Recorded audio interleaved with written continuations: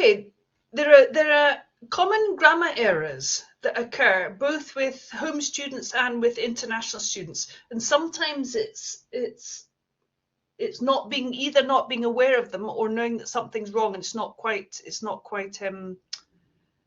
quite making your language flow as well as it could. So essentially, grammar is a set of rules. And although while talking we know what the rules are, they can be a little bit more challenging when you're doing the writing. So it's really important because it forms part of your coursework. It forms part of all your written work. It forms part of grammar forms part of your spoken work, presentations, etc.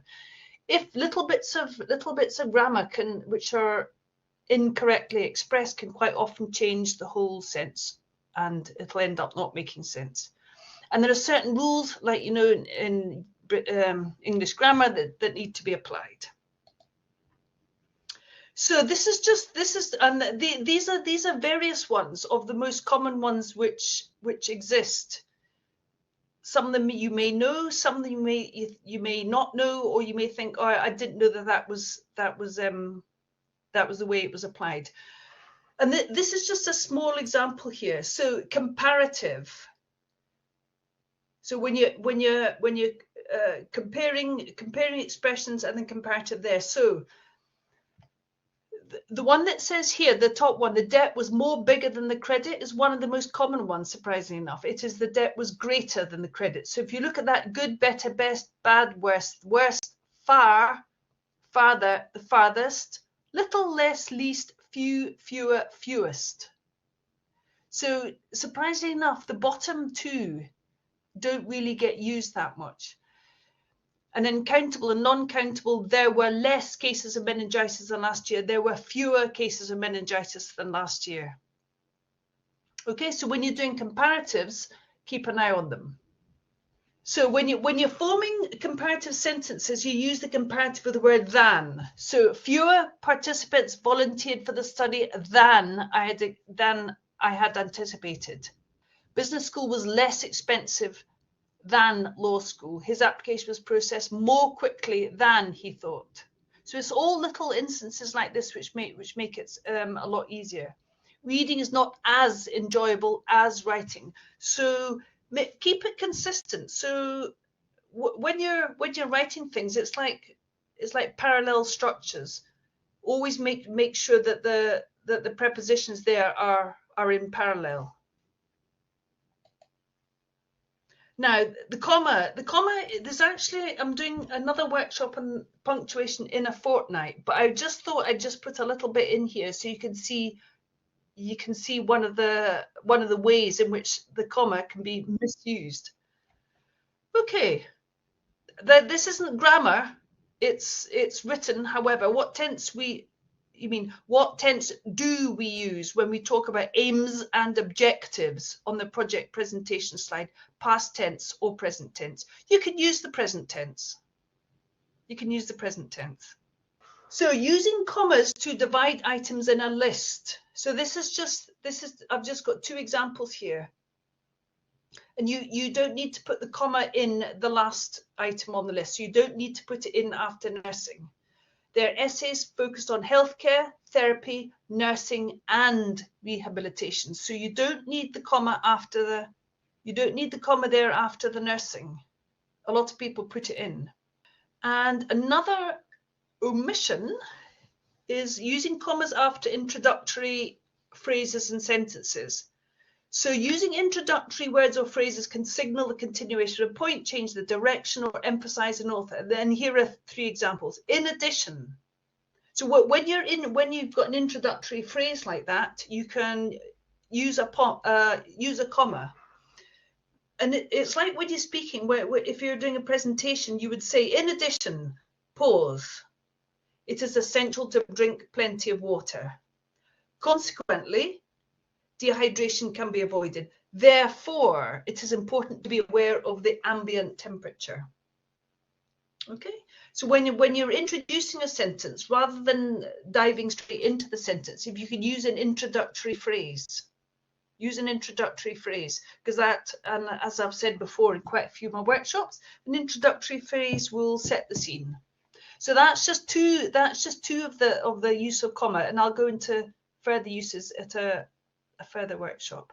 Anybody get any questions about commas and whether they like them or not? Oh, where do you use commas?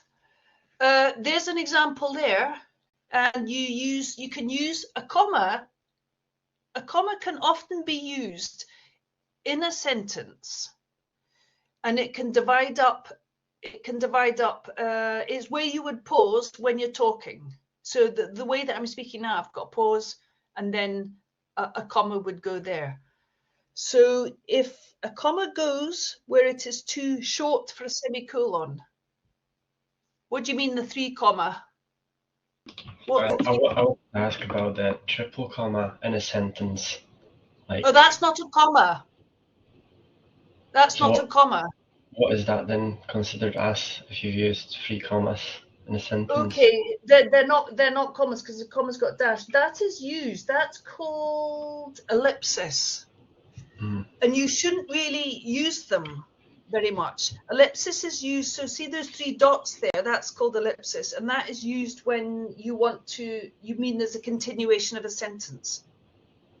Okay. So, for example, if you were doing a direct quote, and the quote was really long, and it would be wrong to put the whole long quote in. So you would sometimes only put those relevant words in, the ones that make the sense, and then use those 3 dots to signify that there's the rest of them. So is that not acceptable in academic writing then?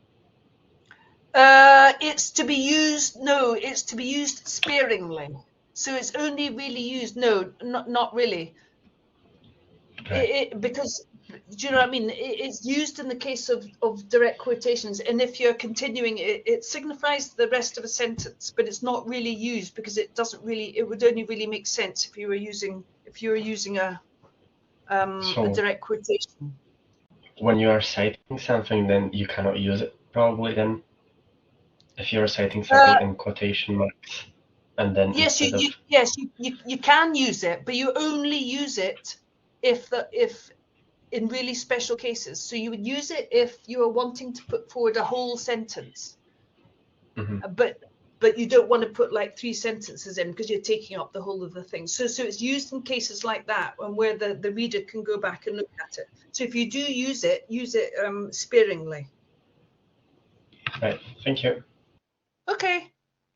Salutation. Yeah, there's lots of other uses of commas, but today we're not really focusing on punctuation. But yes, that can be used in salutation, and there's lots of other uses for it, and we'll do it in a further workshop. Okay. So there's all sorts of other things. So encapsulating demonstrative pronouns. So I'll put the correct grammatical term here. So using one word to represent a previous word or idea. Often ambiguity arises, so be specific. So the examples here. Impact of diesel use on air quality. Now you can see the 3 dots there, the ellipsis there. That shows that I've got a previous sentence that comes before that, or further words. It's just I'm doing a PowerPoint, so I haven't put them all in. This increases in rush hour.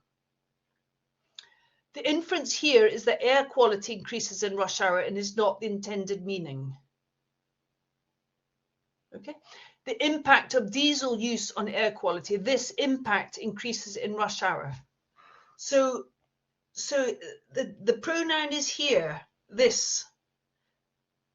And it's very easy to put pronouns in because you're referring to something you've just said. However, you always have to be really careful that you know exactly what it's referring to. So one way to get around that is by repeating the word. So that's also a really good way of ensuring that your sentences flow.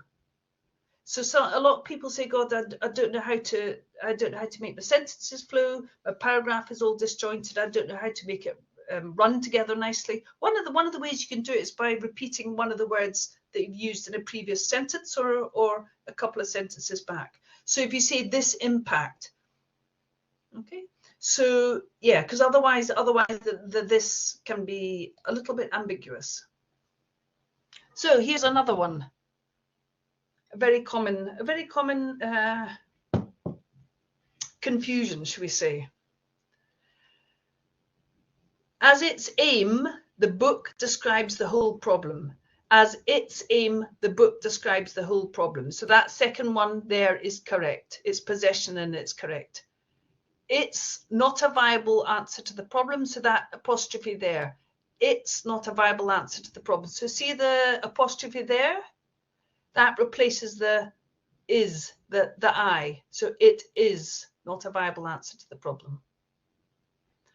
It's not had a good review. It's not had a good review. It has. So it's just reminding yourself that the use of the apostrophe, and that one up their possession. So it's worth going back when you're proofreading something, having a couple of things to look out for that you're going to be proofreading, like check that you've got all your commas, check that the possessors are correct, check when you're using pronouns like this or that or it is, check that there's no kind of ambiguity. Okay. So conjoining words or conjunctions, probably not really used as much as they could be. Words such as but, because, and should join sentences and not start them. So don't start a sentence with because. So look at the examples here. Because the sample was too small, the results were invalid. So that is quite often used in, because the way that we speak, we speak street English, as I call it, and we sometimes don't pay enough attention to it. So since the sample was too small, the results were invalid. So that's the correct version.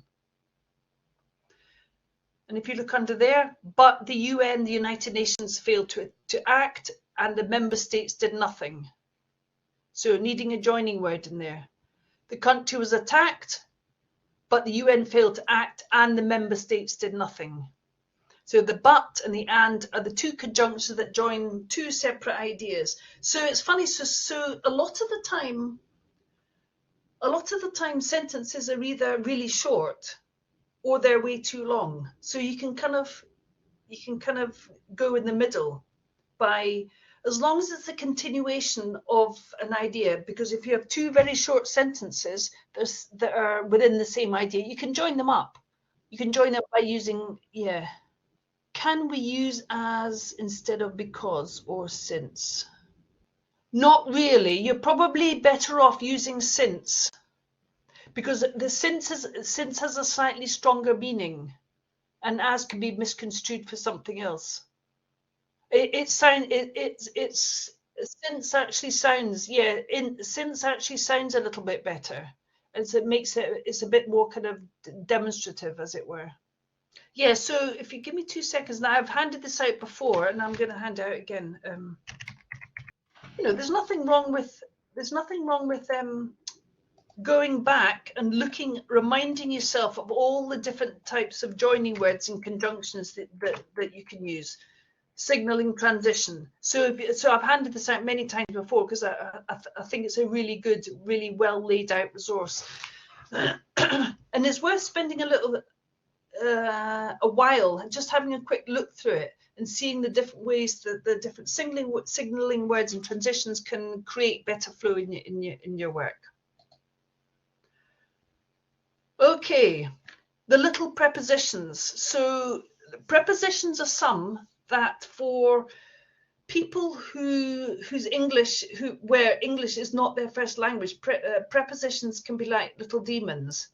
You either don't know where they go or they get missed out. Even for native speakers, they get missed out. And, in the case of me learning a different language, quite often it's the prepositions that cause the concern. So rewording your sentence provides a sense of formality and creates a better flowing sentence. They should not come at the end of the sentence. So prepositions should not come at the end. So this is a very common word. These figures are the ones you will work with. So don't end your sentence with the preposition either. These figures are the ones with which you will work. Here's some other very common preposition errors. And it's prepositions denoting periods of time. So the first one's incorrect. The samples were incubated during 30 minutes. It should be 4. The patient had been treated by us since 2 years. The patient had been treated for us for 2 years. Participants were enrolled between January 21 to May 21. Participants were enrolled between 21 and. So you see that little preposition there as opposed to the 2.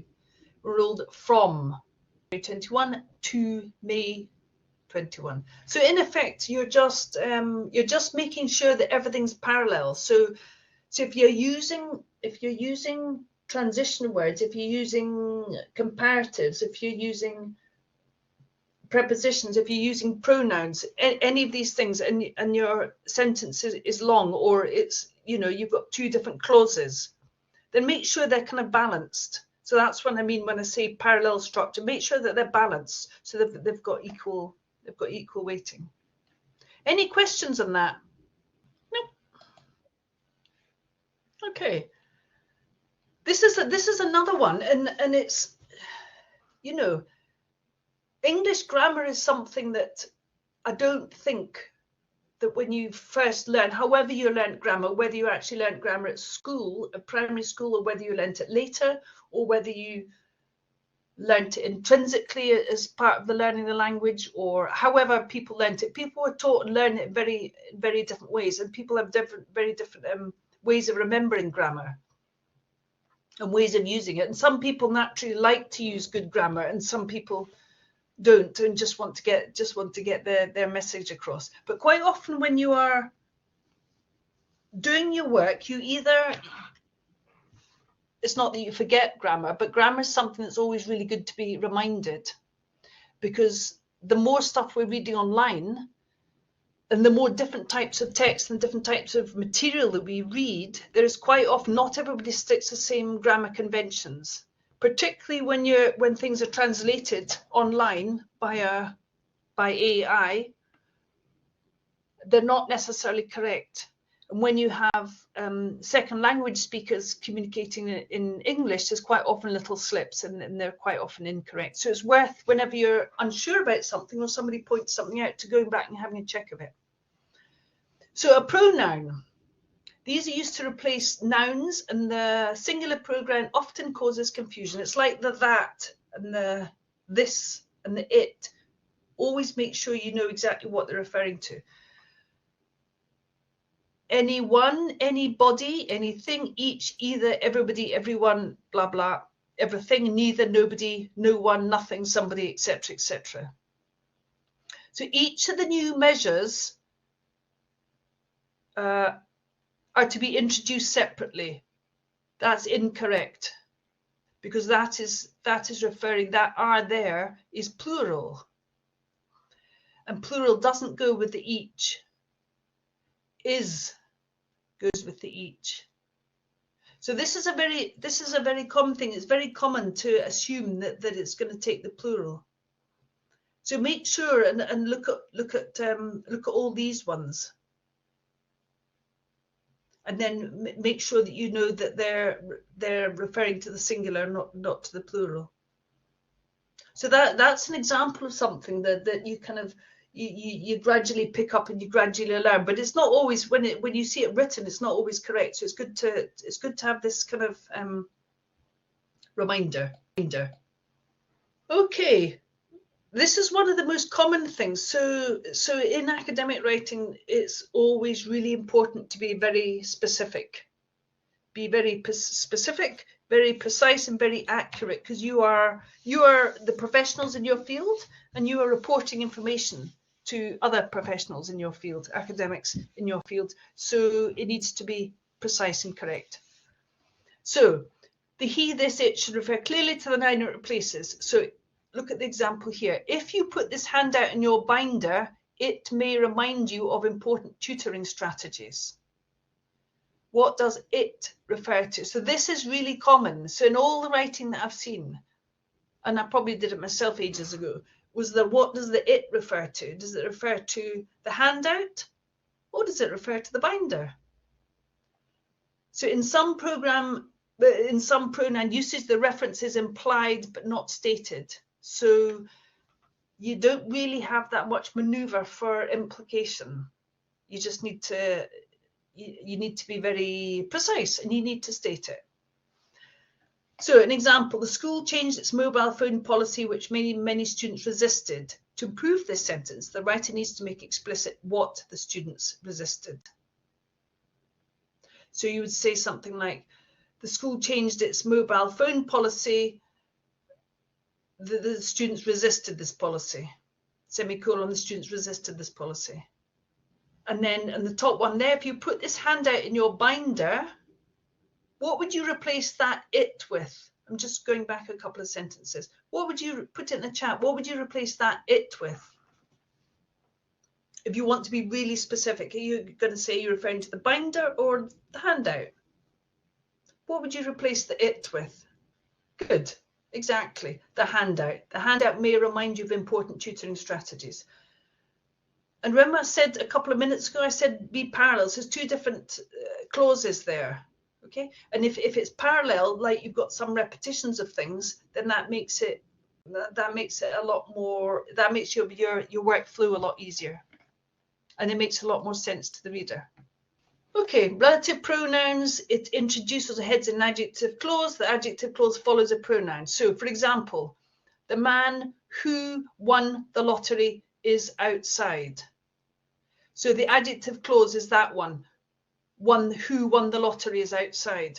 It tells us something interesting about it. So if you use the relative pronouns, it can kind of make the writing give it a little bit more substance. So obviously who referring to somebody, and that or which referring to a thing. For example, Inspector Smith, who won the lottery, is outside. The adjective clause highlighted tells us something interesting about Inspector Smith. So when you're doing your writing, you could be using the relative pronoun to describe something that went before. It just adds it adds the sentence, and it saves you having to write a whole new. It saves you having to do a short bit, full stop, then another short bit. I hope you can see that. Okay. Okay, it's one about a bike. So the man, the noun, who stole your bike has been caught. So there's the adjective clause. There's a relative pronoun, who. So the clause identifies the man. So the who is the man. And then this is another one using the relative pronoun which. His car, which is 2 days older, broke down again. So it gives you more information. Okay. So more often than not, you're writing reports, you're writing assignments, you're doing interim reports, you're then writing your final report. You may be referring to companies, you may be referring to organizations. So singular brand names. A business is not they, and it is not plural. A business is a brand, and it's therefore it. And there's an example there. To deal with its rapid growth, Babcock needed to establish a common identity, a one business approach across divisions. Tesco is to provide support to local communities. So when you're writing about organizations, remember to refer to them as singular, and they're not plural. Spell checkers, I think most people use a spell checker, or if you don't, and most people have it set up so it'll come up with a common it'll underline it in red if you made an error. However, they have their limitations, in part because they don't recognize homonyms, words that sound the same but spelt differently. The only way to catch these errors is to proofread carefully, preferably if you can print it out. Not everybody does. And here's the example. It's the its and the it is. This one is a very common one. Your or your car. You are a great footballer. Okay, so then the next one is it's possessive or it is, and then your and their and their. Their books. Can somebody else put in an example for the next one? The contraction for they are. Can somebody put in just a short example sentence for their? Yeah, put in the rest of the sentence so I can check that is, so I can see their what. Put in a sentence showing that it's a contraction for. Aha. Okay. I think I'll call you Friday or David. Yes, they're working. That's it. They're working. So sometimes it's really easy, particularly obviously they're homonyms, they sound the same. So sometimes it's really easy to forget an apostrophe or to use it the right way. And nobody really likes looking back over their work because that's where they find mistakes. They're not happy with something, so they go back and change it. But it's honestly really worth it. And one way to do it is to, you might not like this, but you can start at the end of your report and read backwards. So start at the very end, hoping it's not 12,000 words. If it's 2,000 or 3,000 words, just start at the end of your report or the end of your case study or assignment and start reading it from the end. So you're more likely to be able to spot the errors if you start from the end and then read back to the beginning. Because if you start from the beginning, your brain has already decided what's going to be there. Okay, and there is there, over there, there, and there. So they're all homonyms and they're all sounding the same. There's just quite a few of them. Okay. And these are the commonly confused ones.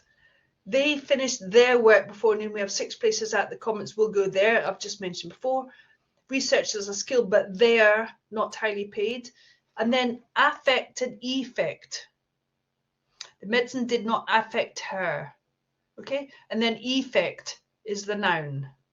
Affect is the verb, effect is the noun. Than, then, use them for comparisons. John is much taller than his brother. Which and which, here and here, these again homonyms, are and our, although they are slightly different sounding. By and by, accept and except. So that's just the difference slight difference in sound, and whether and whether. So that's quite a common one. I'm just trying to think of, yeah. There are a few that come up. Okay, this is one of my favourites, dangling modifiers, which is a little bit like pronouns, which is a little bit like reference to pronoun. A dangling modifier just means that the mistake happens where the descriptive phrase doesn't apply to the noun that immediately follows it. So there's a little bit of ambiguity there. After declining for months, the department tried a new tactic to increase sales. So what exactly is declining for months? The department? In reality, the sentence was trying to say that the sales were declining, not the department. So to fix the problem, try flipping the sentence structure, though beware of the passive voice. The department tried a new tactic to increase sales after it had been declining for months. Okay, so when you've got a sentence like the first one there, you've got 2 clauses. Make sure that they balance out and there's no dangling, as it were. Yeah. So that one there, the department tried a new tactic to increase sales, actually makes sense on its own, and that one doesn't. That one doesn't make sense. But together, both clauses make the whole sentence. Okay, now I'll make that a little bit bigger. So have a look. Have a look at them, and it'll tell you what the error is. And if you see that there's a comma after the firstly, and that, yes, so that should be there. Can anybody see? I won't go through it all, but see the first one, have. Can you type in the chat what you think it should be? Have. What should it be? There's an error there. There's a verb error. What should it be? No. You might want to read the whole sentence. First, have university degree improve a person's opportunity in life. Anybody else? No, the verb's wrong. Have is wrong. It's in the wrong. It's in the wrong. It's the wrong verb form. Oops, I'm typing here. So, no. Having a university degree. Now, spot the error there. So if you look there, there's an agreement error. Improve. What's missing? Good. Improves. So see that the third person singular? That is one of the most commonly missed things in the planet. So it's really important. Third person singular has the S there. Improves a person's, and then you've got the missing apostrophe. And then we'll move on. So have a look through it. Finding a job can be difficult if the amount. Now that is, yes, wrong word. What should be there instead of amount? Good, number. And then again there, exceed, agreement error. Good, exceeds the number of available. That's dreadful spelling. Okay. Here's another one. Level of education and poor in society. What about poor? What about poor? What should it be? Level of education and good, poverty. Yes. So using nominalization, making your words into nouns, making the adjective into a noun. See, you can see here how it's quite easy to go around and either use the wrong word form, the wrong verb form, miss out an